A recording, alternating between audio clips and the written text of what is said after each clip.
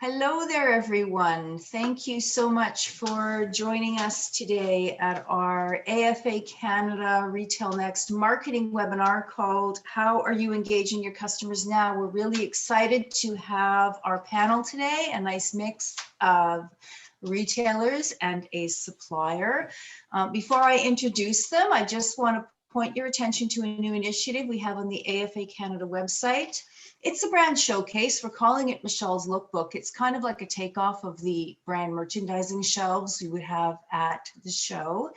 And it's just a feature where we feature products and product information and contact information. So when you get a chance, go over to afacanada.com and click on it. And if it's something that you think you might like to explore, you can reach me at michelle@afacanada.com. So let me introduce our panel and we'll get right into it. We have Matthew, he's representing our supplier side. We have Matthew Cufaro from Papillon International. He's based in Montreal. We have Cara Trozzolo from Chesler's Shoes. And we have Lisa Dahlia from Soleil Shoes. They're both, I think Lisa's in Hamilton and Cara, I think right now is in Peterborough.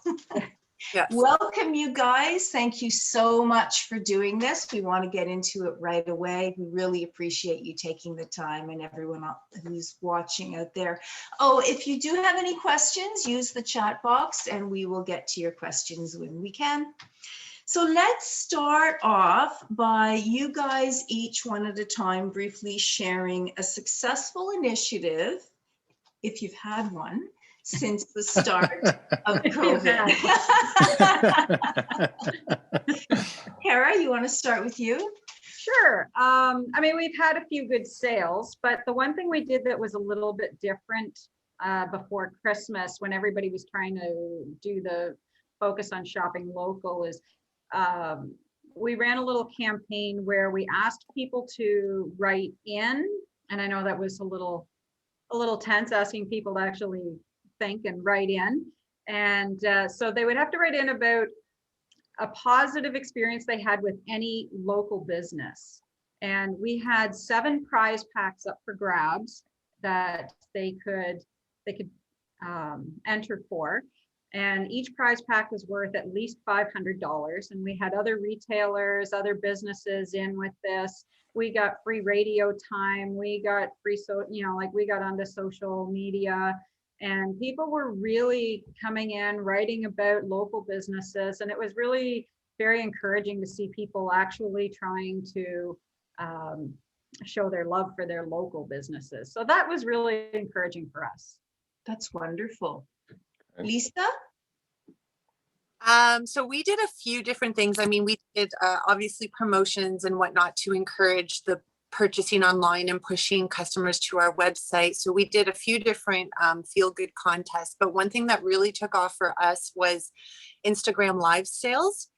And we really used the platform to create a community where it felt like we received so much feedback that women were literally pulling over to join our live sale because we were pulling out old inventory and old stock and just really marking it down and giving it away and creating that like anticipation. And the feedback was amazing, where women felt like they were a part of something. They were getting a great sale. It was passing time. Then we were doing it in the evening time. So women were logging on as friends and just going nuts. Like we were getting rid of stock that, had been lying dormant in our basement for years, and we were able to sell it for $50, $40, and it just created a lot of excitement and sort of built the community. And the feedback was really that it was the most fun that they had. And then we started implementing sort of games. So we would do a Plinko version where, it created that anticipation, or a spin to win. And the live sales for us were really a win-win situation because we were able to create that community while also pushing inventory out the door. So we weren't necessarily making money on all of the merchandise, but getting rid of it was just as important to us. And it was engagement. Exactly. Matthew, what about from the supplier side? Yeah, from the supplier side, so something that we knew right off the bat when the lockdowns kind of spread throughout the U.S. and Canada, and the shutdowns throughout. The first thing that came to our mind was obviously, okay, first of all, how are we going to be able to? I mean, trade shows were not going to happen for the season. That was for sure.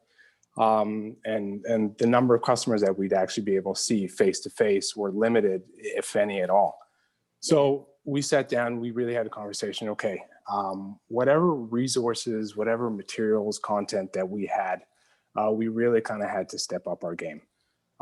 We really had to make it engaging. We really had to make it kind of eye-catching, clear, detailed. So what we did was we kind of gathered, and it's great because we have two graphic designers in-house, and they're amazing and they're super creative. So we sat down with them to kind of revamp all of our content, from product images, product descriptions, lookbooks, brand booklets, company profile. We had never had one before. We thought that was important to do so. And when we look at kind of what we came about this season, the content that we produced that we were able to give either to the consumer or our retail customers, it's significantly better than it was last season. And I think that's important for our retailers as well as the consumer, just to have really engaging content, really engaging resources, stuff that's clear that helps them sell the product in the end. Yeah, it's really turned into, we're content based now. It's not, it's right. Looking back to pre-pandemic initiatives to now, how have you guys adjusted your messaging? There's execution, but there's messaging. Have you tweaked your messaging at all? And if so, how? Kara, you want to start? It's been, for us, it's been more supporting your local businesses. You know, we've always, I know like in our areas, we've always had cooperative competition with our other shoe retailers. And I think that is pretty important. We've been doing a lot more videos where I'm involved, whereas opposed to in past years, I was really in the background. So people can actually, when they see the videos online, they're seeing somebody. It's not just shoes, right? They're seeing somebody, and they realize that, yeah, it is a business and it's somebody that's running it, not just anybody, just some random person who's sitting back making gobs of money, which, you know, as you guys know, it really doesn't happen with our industry. We have a lot of shoes, but that's about it. So, but I know in a lot of our videos, we've been focusing on, like when I'm doing the shoes and talking about the different shoes that we carry, it's a lot of features and benefits and what's in it for the customer. And that, I think, helps to show them that, you know, we know what we're talking about. And this is one of the reasons we need to support local businesses. Sure. Lisa, have you adjusted your messaging? Yes. So we have a pretty, well, just in terms of social media, with regards to that messaging, we have a pretty engaged platform. And for me, I mean, I, like everybody else, started to feel that whole digital fatigue. I mean, everybody's being pushed to the internet, to a screen. And so I was just very considerate in that I was more thoughtful in what I was posting, as opposed to just kind of, you know, posting another sale, another shoe, another outfit. I just really tried to connect on a more empathetic level and just try to be more human, as opposed to just like a screen in a business. And remember that we are a small business, right? And we don't have money trees in the back. We don't get paid unless we continue to support. So I was just very thoughtful in the messaging in terms of empathizing and sort of touching the emotional aspect. Yeah, awesome. Matthew? As far as messaging goes for us, something that I could probably speak to most is the message from us as a supplier, as an importer to our retail customers. When all of this hit, we sat down with our credit team, with our management team, and well, we were pretty transparent. We were honest, like rocky roads were ahead, right? This is going to be a tough time for everyone, whether you're a supplier or retailer.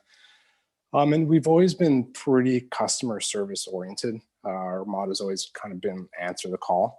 And now more than ever, that was extremely important for us, was to kind of partner with our retail partners. There's a reason why you call them retail partners, right? I mean, they do well, so we do well.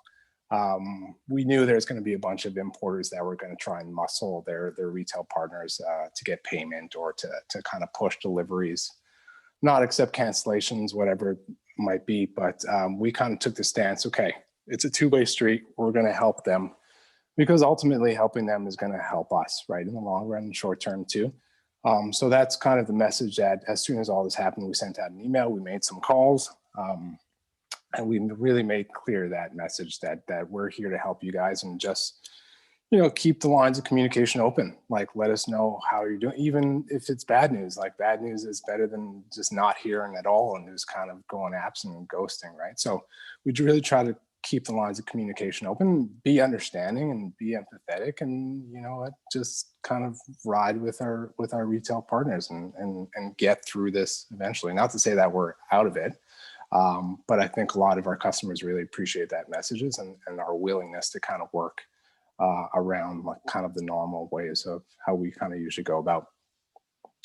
Matthew, to touch on that a little bit, as an independent retailer working with suppliers, some suppliers did adopt that mentality and were very sensitive to the payment schedules, which was amazing. It literally makes the difference of who I want to continue to do business with and who now I no longer care to. And in that, I think it really kind of put some focus on strengthening the partnerships within business, right? And that's how we're all going to succeed and grow together. So for me, that was like a huge eye-opening experience. Yeah. Where I was just a number and where my business actually mattered. No, absolutely. And I mean, I think that shows a lot of character in bad times, and then in good times, those suppliers and those retailers, I think, will excel, the ones that are doing business honestly and willing to kind of work with their customers, because like I said, their success, or your success rather, is our success as well. So it's to look at it any other way is kind of goes against kind of what we're about and kind of why we got started as a company. Yeah, and you remember who showed up. And that's the way AFA Canada has approached this as well. Like, you got to show up for your community, for your people, for your customers. Now's the time. So I'm going to combine a couple of questions here around social media. I want to know how your use of social media, each of you, has changed in the past year, and also which platforms you find your customers are engaging in the most. Matthew, yours might be different because you're on the supplier side, but let's start with Kara. So which are they engaging with most? Which are you using, and how has your use of social media changed in the past year? Well, our clients are a little bit older, so Facebook works really well for us. We have a few followers on Instagram. We still have some work to do there. We actually realized that we didn't know enough on social media to really be doing the job that we knew we had to be doing. So we were keeping our eyes open, trying to find someone who could really help us out. And we did actually kind of stumble along she came into our store to buy a pair of shoes, and she's a consultant and she's a social media expert and Google certified. And so we said, okay, we're going to hire you. And wow, what a difference. It takes a lot of strain off my shoulders because, I mean, I could do a few things, but I wasn't really pushing it. So she's been fantastic, and she's been worth every penny because she really makes our Facebook posts, and she links it with Instagram, and she's on top of everything Google for us. So that's been the biggest difference. And our engagement has really gone through the roof for us. So finding somebody that can do what you're not so good at, that's I think the key. Right? Yeah. Lisa? Instagram works really well for us. Our Instagram and Facebook is linked, and Twitter as well. But we're most active on Instagram and Insta stories. And then of course, Reels came out, which we were experiencing tons of technical issues with that. And it was just all too much, right? So we just kind of stuck with what we knew, and Instagram always works. And I there's probably 100% conversion rate with every post. Every post equals a sale for us anyway. Maybe not exactly the item, but something always translates. So we just try to stay regular with it. We've sort of scaled back a little bit. Again, like I was mentioning earlier, just being a little bit more intentional and thoughtful with what we're posting and not just like oversaturating the whole product look of it. But one thing I wanted to put out there for any retailer and for you, Cara, I don't know if you've heard of it or not, the Digital Main Street Grant, which is a $2,500 grant that the province was issuing. Did you get it? Yep. Yeah, so did I. Yeah. And I thought it was such a great resource. And it's $2,500. So it's a good way to, you know, was able to get some website updates and some like nice graphic design with it. So I just wanted to mention that Digital Main Street Grant, that anybody that hasn't applied for it, they've extended it and it's super easy. Is that an Ontario thing? Yes. Yeah. I don't know. It might even be Canada wide. Yeah. I'm not really sure. But it was great, especially for whatever areas. Like I struggled with the online and web, and it really gave me that headway to get, you know, to do it. Yeah. Yeah. Well, it's a lot of information to take in when you're trying to struggle through your business. It's making that flip is not easy. Social marketing isn't something you necessarily want to spend money on during a global pandemic. So when you're so $2,500 does give you like a little bit, right? You can buy ads, you can buy whatever it is. So helped. Right? I think what a lot of people don't realize is how expensive that stuff can actually get, running those ads and running ads for engagement. You know, you can run a $10 ad, but before you know it, you're sitting at $1,000 for a month's worth. Yeah. So it does add up. You got to be smart with how you kind of go about, for sure. Matthew, how are you using social media from a supplier side? So the brand of ours that we use social media for the most is definitely Aqua Diva waterproof boots. We have campaigns. We don't have any direct to consumer sales, but what we do is we have a store locator. We're always sure to tag our retailers in the post if they do stock that style. So just kind of engaging on that. As far as us, kind of like our demographic is a bit older, so Facebook has really kind of been our jam. Facebook advertising is amazing, like the results that you can see. The data, tangible data that you can see is also amazing, and kind of build on that. So we've been making use of that a lot. For us, what we saw for fall 20 is actually quite interesting, is how likely the consumer is to engage, and Lisa and Cara probably see that on a daily basis. But for us, what we saw is really kind of an uptick in consumers reaching out and asking us hard-hitting questions in our direct messages. I think the conscious consumer is more relevant now than ever before.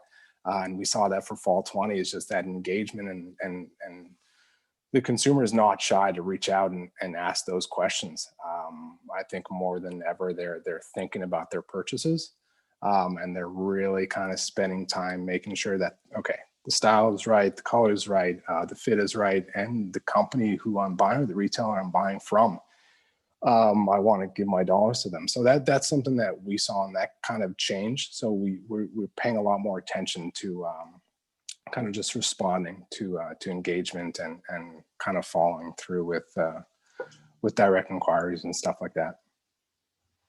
Interesting. I just want to pick up on one thing. So Lisa, your demographics, do they skew a little bit younger, which is why you tend to use Instagram over Facebook? You know, it's funny because I don't consider my demographic to be, you know, the millennials or very young. I don't. I just, it is middle-aged, more middle-aged women. That's interesting.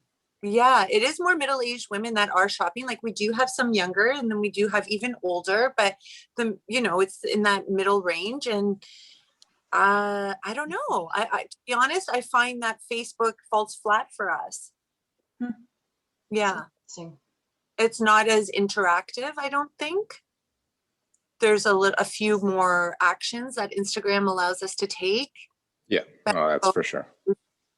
Better photos, better dialogue. Yeah. Interesting. Yeah, we could do something on Instagram and get 200 likes. And then, I mean, not that likes mean anything. It really doesn't, because, we could do something that gets almost no interaction and sell tons of product from it. But I find that there's no cohesiveness between the two platforms for us. Interesting. Mm-hmm. Well, we knew things were moving forward digitally. We've known this for a long time, long before the pandemic. But how did the pandemic sort of escalate your expansion into digital? For example, with your marketing strategies in your e-commerce, perhaps. You've already spoken about social media, but how did the pandemic, or did it fast track you to utilizing digital more? Social media notwithstanding, because that's kind of been a given. Kara? Well, I hadn't actually done videos before, and so that was new for me to get on there and actually be a little more of the face of the business. I've always done radio, and that's never been an issue, but then you're talking to, a blank wall, right? So it's not a big deal. I mean, our website person, she had a hard time dealing with everything, so she had to step away, which basically put everything on my shoulders, which was great, honestly, because now I know so much more about our website. I know more about the interactions. I do more of the social media. Having the consultant that we have, she's constantly out there, and she's giving ideas, and she's calling me up and saying, it's a rainy day, we have to do something today. And it's just it really has put it more in focus for me. I mean, we've had a website for years, and we've always felt that your brick and mortar store lends the credibility to your website, and your website adds more credibility to your brick and mortar store. And you kind of, it was getting to the point that you absolutely had to have both. And and I know, like, some of our other retailers in town, they were just kind of like, well, I'm not sure whether I want to go into that. Now the ones that hadn't, they're really struggling now. Mm-hmm. And, I mean, not to say we're not, but everybody's struggling. But it's it has fast tracked it for us, and it's needed. Yeah. Absolutely. I can imagine. Lisa? Yeah, for us, thankfully, it was a work in progress. About a year previously to the pandemic. And honestly, I say to people, you want to impress me, don't open a brick and mortar store, open an online store. It felt like I was in an entirely different world in how we had to think about it and learn about it. It was very much out of my wheelhouse, and it was a huge learning curve, and we're better for it now. But it was quite daunting, like understanding the tech world and how that faces your customer was quite challenging. But I mean, you can't not have a website. Right. You cannot have a website. So it was a little bit frustrating for me, because I really like a certain aesthetic and like a brand cohesiveness. And I found it difficult to translate our in-store brand and our in-store vibe onto social media. So where it still felt like we were professional and stepping up, but still had the quaintness and the charm of a small business. So it was really difficult for me. Yeah, I'm sure. Yeah, no, it was. But I mean, you can't not do it. You have to face it, right? Especially now. And it fast tracked it. Like we knew it was coming, but the pandemic just made it immediate. Like you couldn't. But now you're never going to do it. Yeah.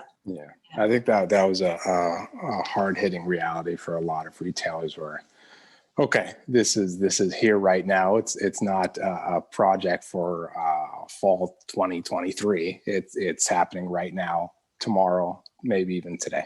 And I think that was tough pill to swallow for a lot of people. Yeah, and it's hard too because you're under a lot of stress, pressure, and now you're panicking to get an online website. So it's.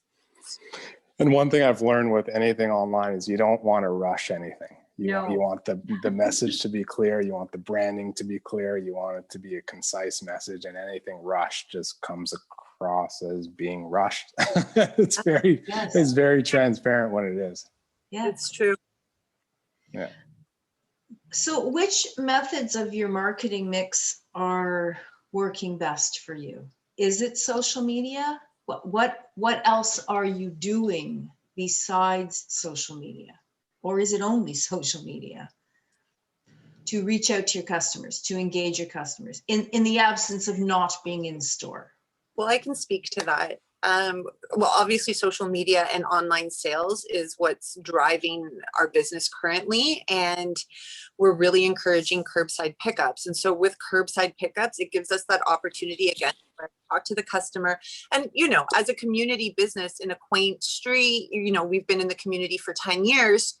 We know a lot of our customers' names. We know their children. We know we know a lot of people, have gotten to know a lot of people even through screen time.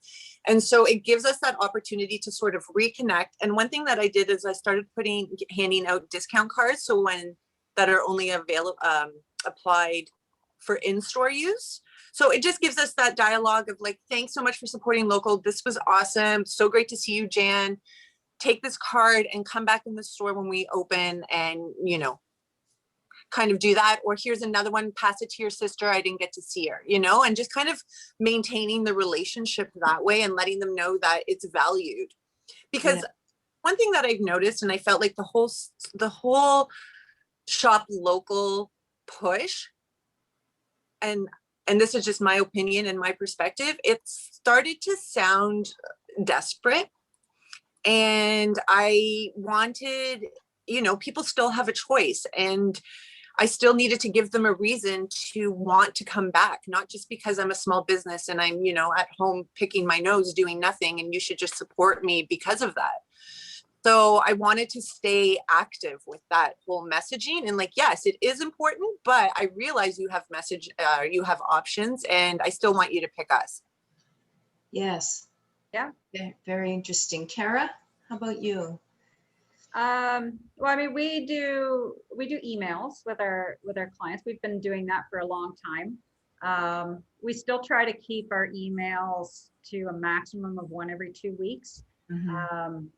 A lot of our clients don't like the first thing they complain about whenever you're asking for an email is, I don't want my inbox covered in emails. Okay, I got it. It's like maximum every 2 weeks. They're like, okay, then that's fine. So our open rates are actually pretty good because they're not flooded with them. Our radio, I know it's kind of archaic, but in our areas, local radio is still pretty important because we're still in fairly small towns, like Lindsay, Belleville, Coburg. I mean, for them, it's very important to have that local radio. And we've got spots now that we could never, ever get again, like the morning news sponsorship. We'll never get those if we give those up. So we keep those. Wow. Yeah, and we get great rates with it. So, we're not going to give that up.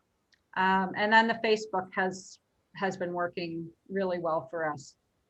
We've tried the Google ads. Yeah. We've had a lot more success with Facebook ads than we ever had with Google ads and AdWords. So Amazing. Yeah. Matthew, from the supplier side.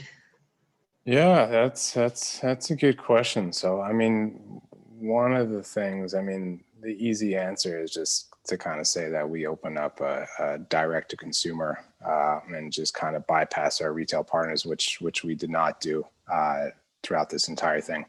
What we have done, however, just with the importance of online sales and is kind of explored, and this is maybe something a bit more prevalent in the US than it is in Canada, but our dropship opportunities. So where we own the inventory, we sell through a retail partner's websites and we ship directly to consumers.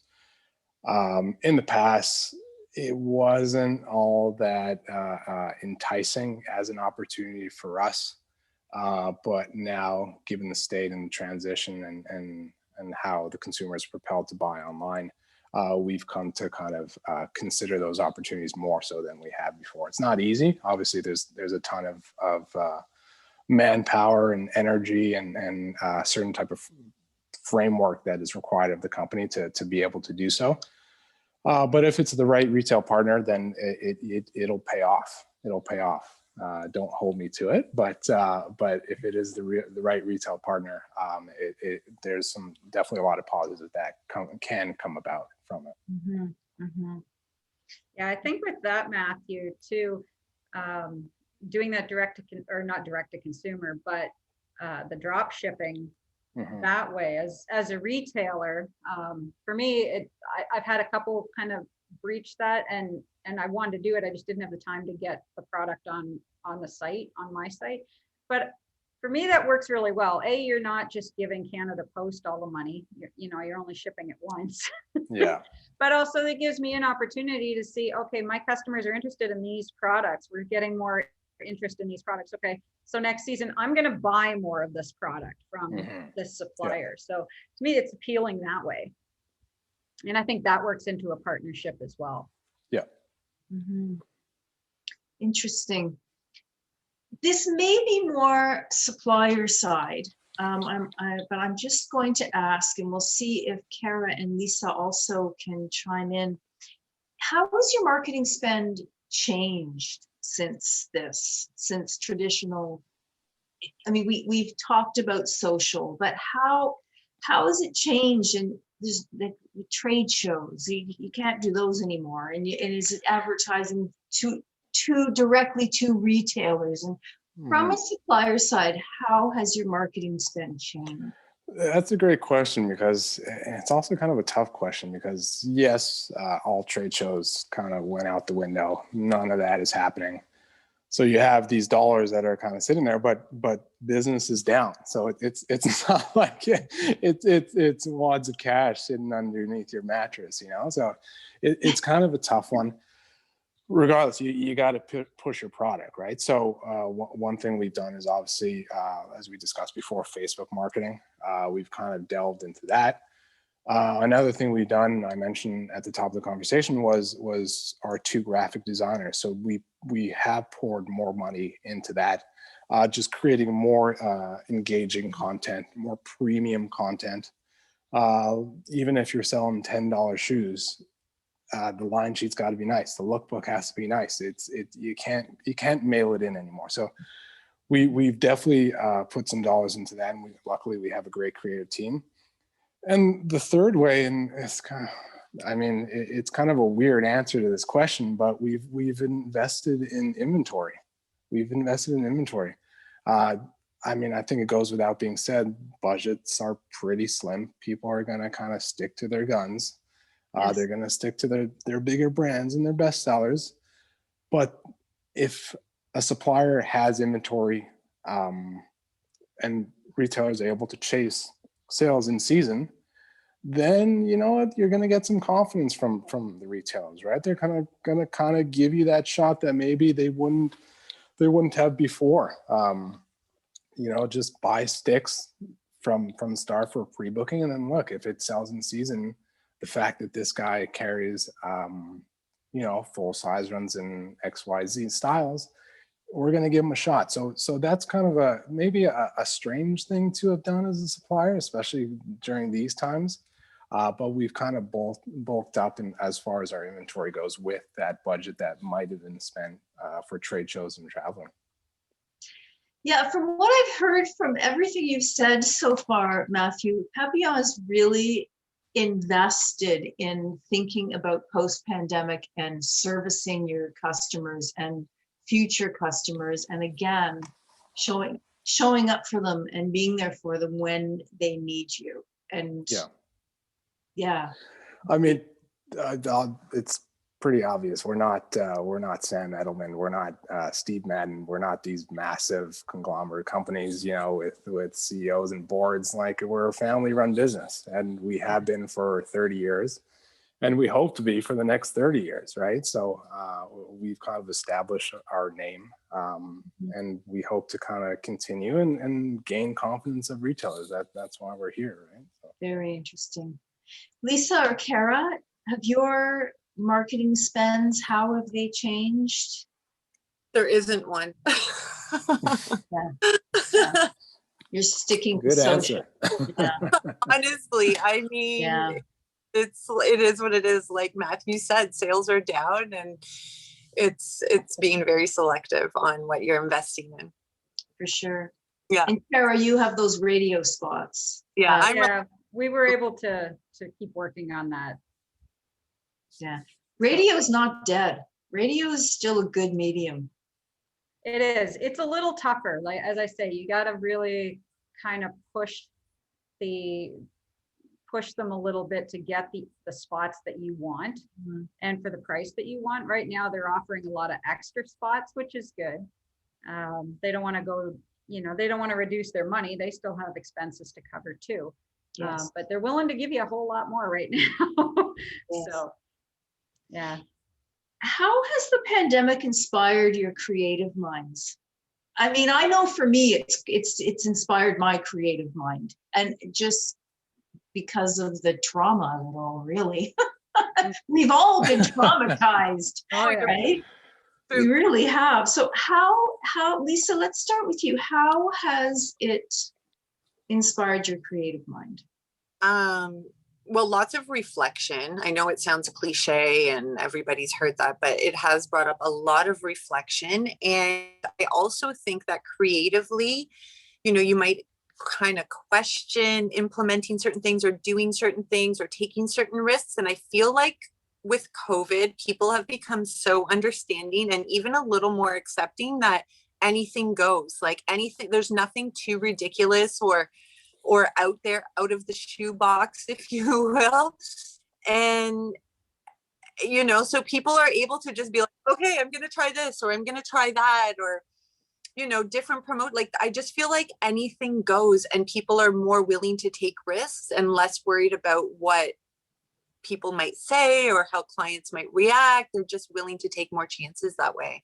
Isn't that interesting? Yeah, it's very cool. I We're agree changing. I Yeah. agree with that one, being willing to take more chances. I know we've done a few things that are a little bit silly that, we would have thought, well, that's not very professional. We've done that before, but now it's like, you know what, we're human, and let's just know that we're human. And if it comes off a little weird, oh, well, like if I step up a little bit and I mispronounce something the first time, I don't care. I'm not going to cut it out. I'm just going to keep going. And, because you're human. You're not here to be perfect. And, I think people know you're there to try to do the best to keep your business alive and keep it going. And they want to support you. But as you said before, they need a reason to shop with you. Mm-hmm. And I think you need that emotional bit to, you got to, get that emotional response from them, and you have to give them a reason.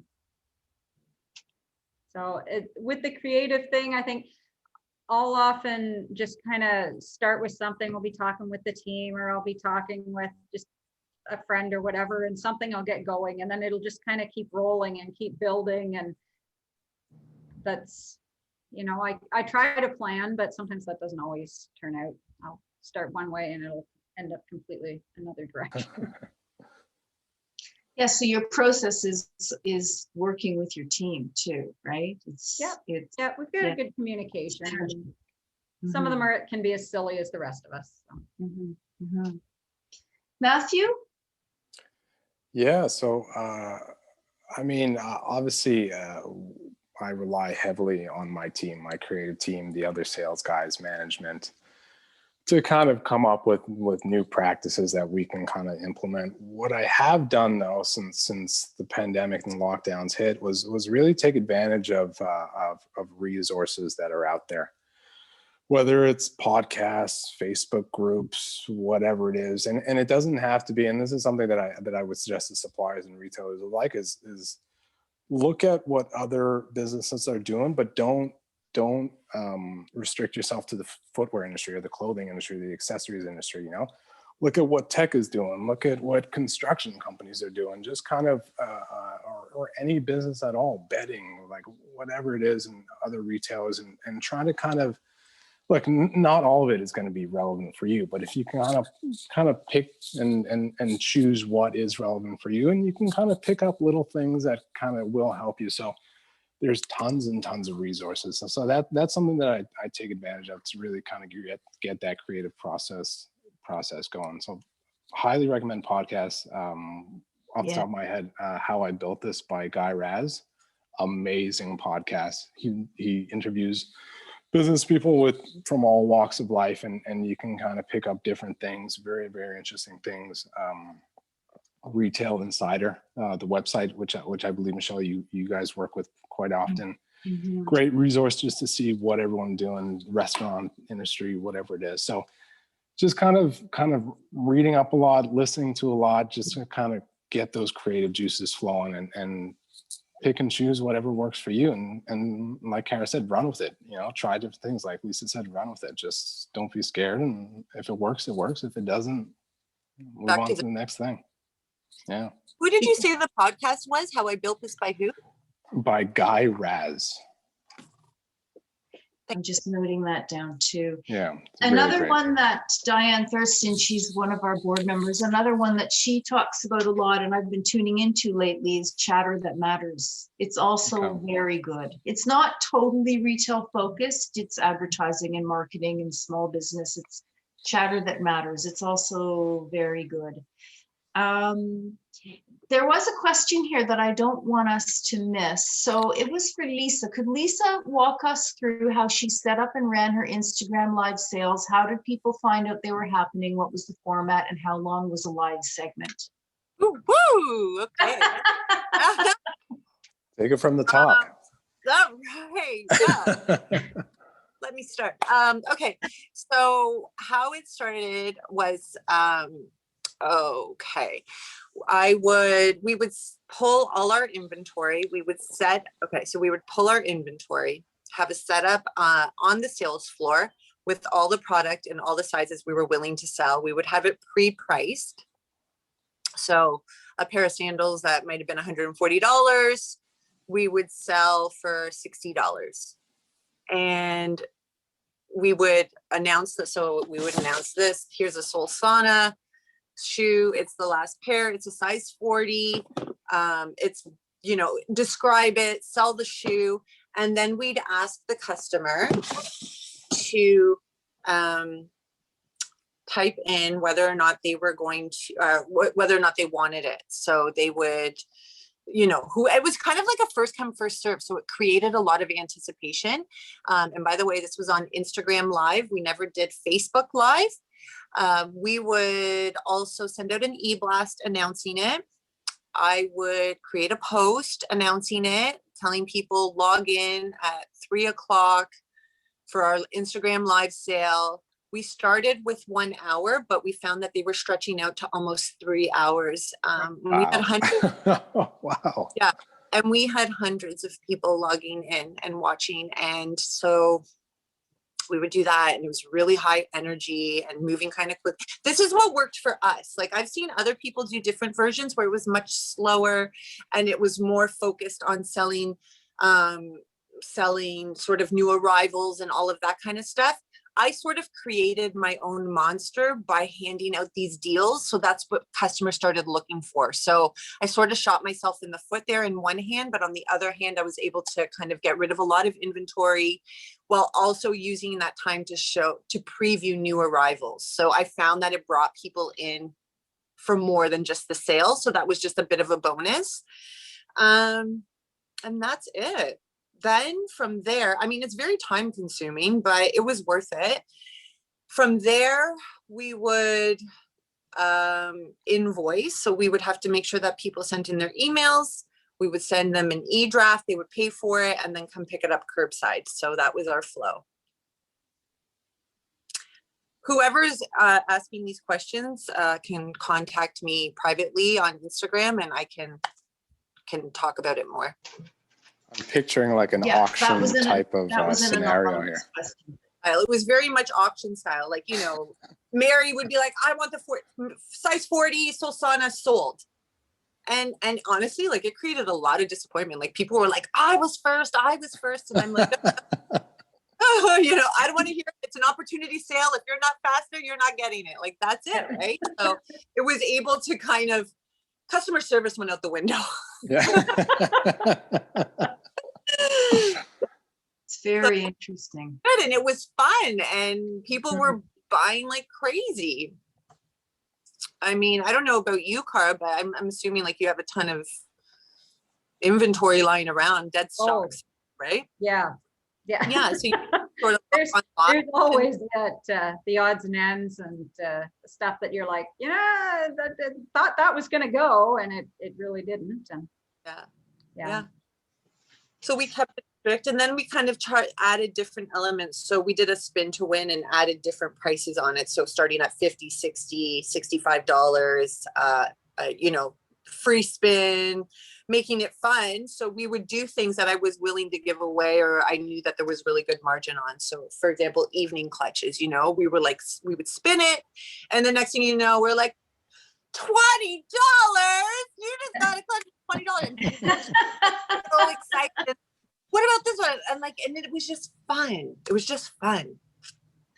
It's very interesting because Becky Collins and I often talk about how we're communicating in 2D, and we've all been communicating in 2D, and you just gave a rundown of how you have been really engaging well and in a fun way, two-dimensionally. And right. And it's, I'm sure we're all finding it challenging now, just this constant no human connection, but this is the way we have to do it now. Yeah. So, and you know what? It created a real business opportunity for us because a few of my suppliers saw what we were able to do and how much product we were pushing in 2 hours, that they were contacting me. And I even reached out saying, like, do you have a case of something? Do you have anything you want to get rid of? And I would get it and sell it. So it worked out really well.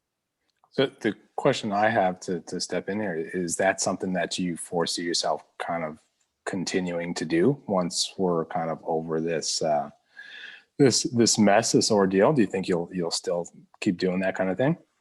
Like the Instagram live sales? Yeah. Well, it's not sustainable on new arrivals, right? Like if it were to work with, like if I were to be, you know, for example, working with you and you tell me you have all this stock that you're willing to blow out for $20, and now I can sell it to my customer for $40 or $45, then there's an opportunity there. But for now, it wouldn't be sustainable on new product. I find it difficult. It gets challenging in the sense that, you know, it gets to a certain price point where people aren't as reactive. They want more information. It doesn't fit, you know, they need another size, they need an exchange. And now it's become like just a dragged out transaction that isn't worth anybody's time at that point. But in this way, the prices are so reasonable and it's such a great opportunity sale that I can definitely, like I can state at the beginning, this is final sale. Be prepared to lose your $40. If not, give it to somebody because this is it, you know? So the boundaries there and like the dialogue has to be really clear. Yeah. Yeah, that clarity is a big thing. Yeah, no, it was great fun. It was awesome, but there's a fine line. Like I found it difficult to sell like a $300 shoe or a $200 shoe. They want the $300 shoe for $90. Yeah. So. Yeah, and there's only so many cartwheels you're willing to do uphill. Yeah, in order to make some money, right? I mean, that's $300 shoes, been down here for 8 years, so take Yeah. Time to get rid of it. please, $80, thank you. Yeah. So, Yeah, I'm going to, we have about 10 minutes left. I just have a couple of questions left. So from each one of you, what's one thing you wish you understood better or could improve on now from your pre-pandemic marketing? What's one thing that, I mean, we couldn't have anticipated this happening. So what is one thing that you wish you understood better or at this stage could improve on now as we're marketing through this pandemic time? Kara? For me, it's, just trying to stay a little more focused and learn more on the social media aspect of it. I mean, as I'd said before, we kind of dabbled in it and weren't really all that successful in it. But I know we need to do a lot better, and there's a huge room for improvement. And I think, I need to be able to, for me, I need to be able to focus and be able to go that direction along with, and still keep everything else going at the same time. But I would like to know more about improving our Instagram presence, even Twitter. I'm not big on that. So I would like to learn a little bit more on that. I've learned a lot about the Facebook side. Now I need to learn more about the Instagram and Twitter side. Matthew? Yeah, I think pretty much in line with what Kara just said. Maybe Google AdWords is something that we haven't had any experience with. So, and I know that's a tough hill to climb and an very expensive one at that. So, probably that as far as kind of supplier side and building a brand before product even gets to the retailer is just kind of brand awareness. Mm-hmm. Lisa? it would be definitely the online store. Yeah, definitely the online store, and just how to maximize the potential of it. Challenge. Yeah. It's a lot of work and consistency.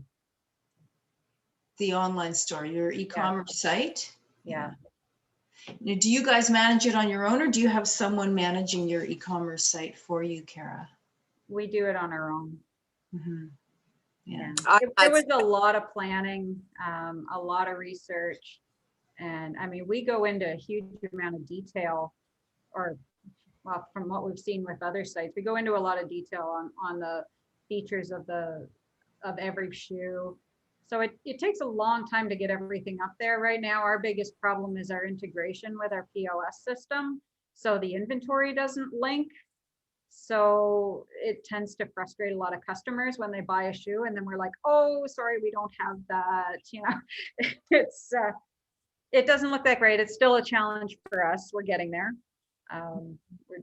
But again, it is a lot of work, and we have a lot of product that we have, and making descriptions for every single one of those does take a lot of time.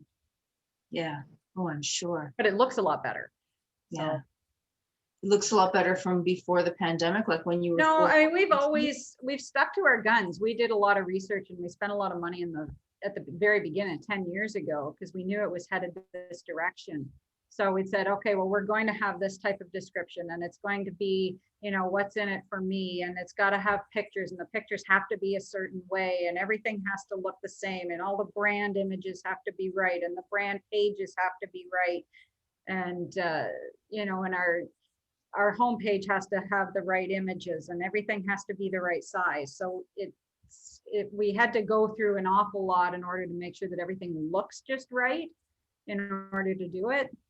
And then you got to have somebody that can look after that and answer all the questions as well. So they have to have some knowledge of shoes.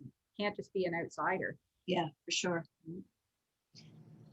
So in my final question, what do suppliers and retailers need from each other? How can you work with each other? What do you need from each other for your marketing initiatives? Photos. Photos, yes. Photos. Lots of them. There's nothing more frustrating than having to be responsible for taking photos, and that's where the inconsistencies come from. Like, Yeah. I agree. product images. Yep. Yeah. Yeah. That's And I think too, along with those photos, we do need more information on the shoes. I know the outdoor guys do a great job with giving you some technical information and some other information about the product themselves, but I know a lot of the brown shoe guys are still a little bit behind on that.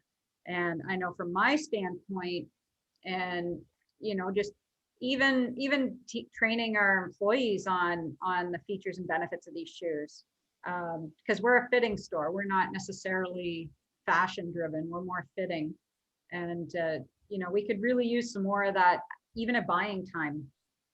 And when it goes, when we can put them up on the website, something that's a little more web ready.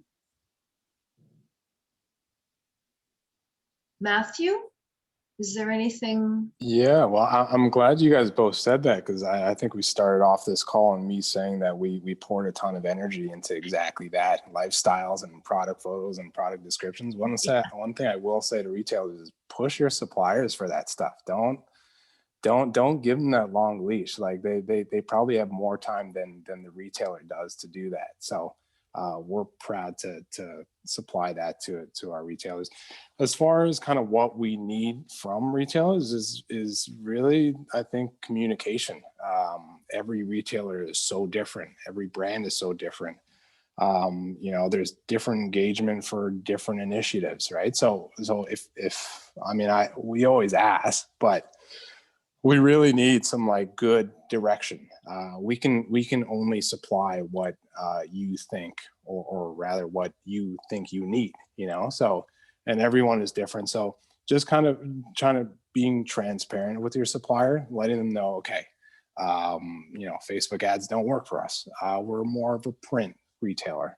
So give us, put something together, throw something together.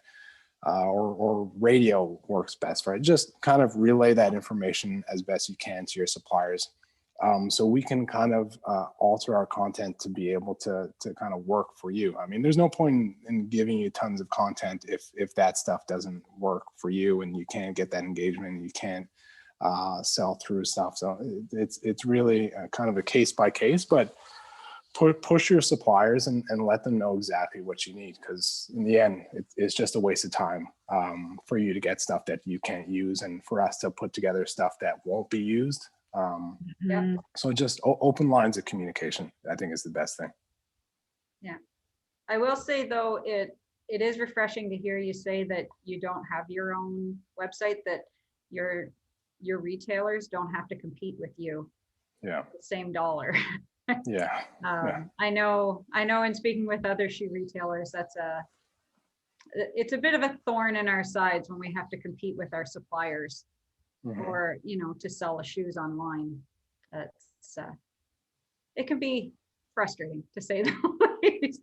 I would even like to see like longer margins, and like companies having great map policies, and I know that a lot of companies are really headed that way, and a lot of them have great map policies, which is fantastic.